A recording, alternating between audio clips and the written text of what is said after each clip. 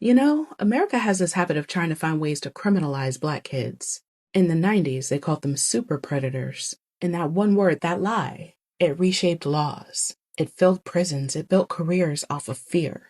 And even when they admitted they were wrong, nothing changed for the people who paid the price. The term came from John DiIulio, a Princeton political scientist.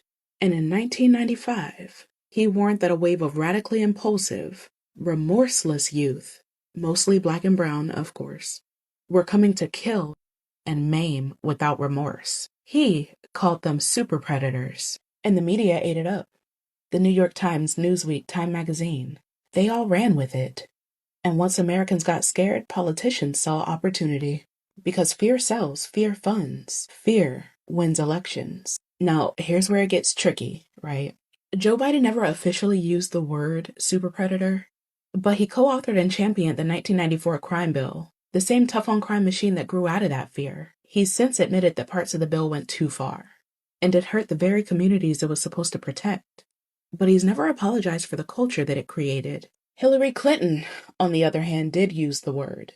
In 1996, while defending that same crime bill. They are often connected to big drug cartels. They are not just gangs of kids anymore. They are often the kinds of kids that are called super predators. No conscience, no empathy. We can talk about why they ended up that way, but first we have to bring them to heel. She later apologized, saying, "I shouldn't have used those words."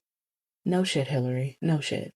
And Bill Clinton doubled down at the time, defending the bill that made mass incarceration explode. Years later, he said the law went too far.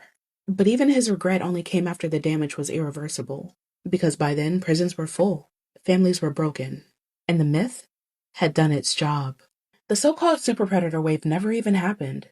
Crime actually fell. Juvenile arrests dropped through the late 90s and into the 2000s. Even DiIulio, the man who coined the term, admitted that he was wrong and regretted how his idea had been used. But an apology doesn't erase what fear built. How do you apologize to kids who grew up criminalized before they'd even ever committed a crime? How do you apologize to the families that never saw their kids come home? That myth gave America permission to see black children as threats, not kids. It birthed zero-tolerance school policies that turned classrooms into pipelines to prison. It justified trying minors as adults. It normalized headlines that called a 14-year-old black boy a man. And even now, when the data disproves it all, the language never left. It just evolved. New words, same bias, same outcome. So yeah, some of them apologized. But the truth is, apologies don't rebuild what fear destroyed. The people who created that panic are still in power. The kids they criminalized are still paying for it. That's the real legacy of the super predator myth. It wasn't just about crime, it was about control. And once America found a way to make fear profitable, it never stopped cashing in.